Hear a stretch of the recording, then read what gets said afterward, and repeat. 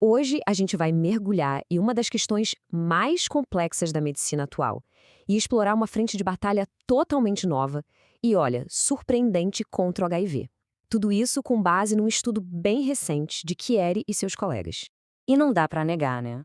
Graças à terapia antirretroviral, a TARV, o HIV deixou de ser uma sentença de morte para se tornar uma condição crônica, que dá para controlar.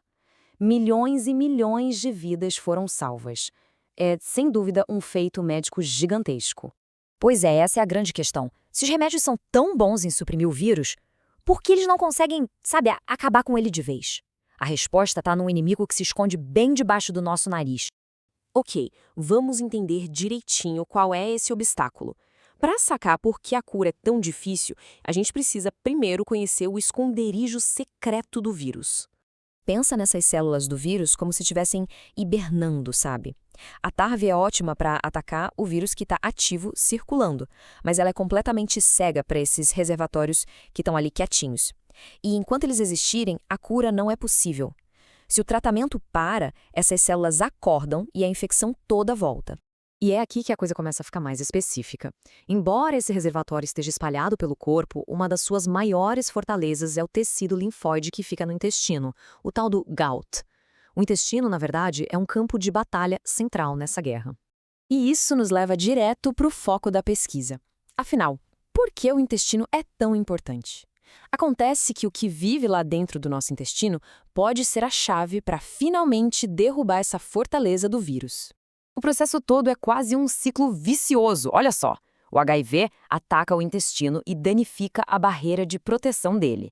Isso faz com que pedacinhos de bactérias vazem para o sangue, o que deixa o sistema imunológico em alerta máximo o tempo todo.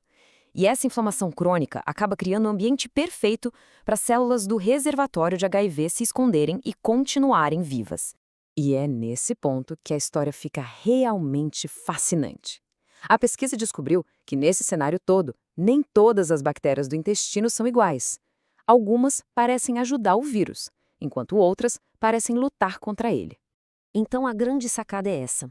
A composição específica do microbioma de uma pessoa tem uma correlação direta com o tamanho do seu reservatório de HIV.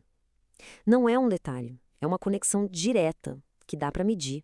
Vamos conhecer os personagens dessa história?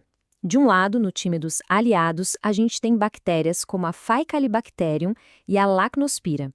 Elas são conhecidas por suas propriedades anti-inflamatórias. Pessoas com mais dessas bactérias tendem a ter reservatórios de HIV menores. Já do outro lado, no time dos inimigos, a gente encontra, por exemplo, a Prevotella copri, que está ligada à inflamação. A presença dela está associada a reservatórios maiores. Olha só, aqui a gente tem os dados do estudo e é impressionante. Reparem nas barras em azul.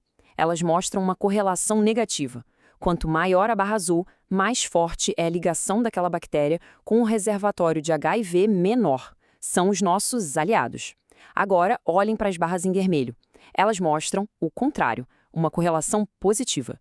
Quanto mais altas, mais a ligação da bactéria com o reservatório maior. São os inimigos. É um retrato bem claro da batalha que acontece lá no intestino. Mas a história não para por aí. Os pesquisadores foram mais fundo. Eles se perguntaram não só quais bactérias estavam ali, mas o que de fato elas estavam fazendo. Porque, sabe, uma coisa é a bactéria simplesmente existir ali.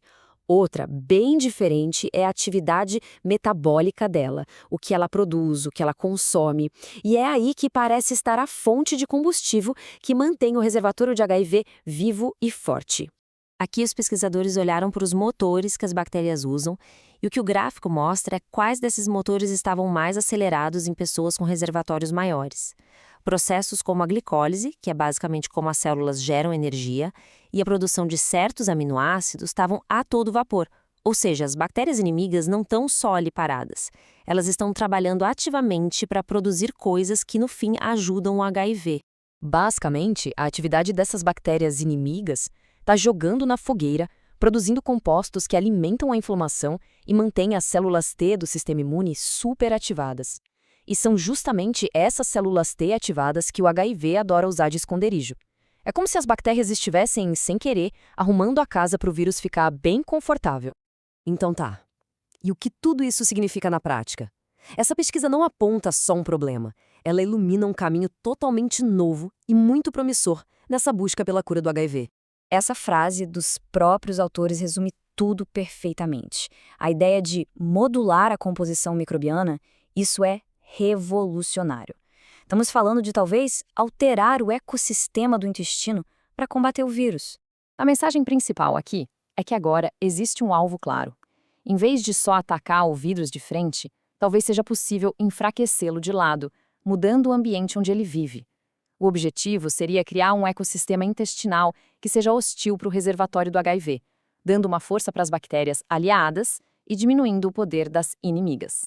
Isso deixa a gente com uma pergunta bem provocadora para pensar. Depois de décadas focadas em drogas antirretrovirais, essa pesquisa sugere que a próxima grande inovação pode estar em algo muito mais fundamental: as bactérias que vivem dentro da gente.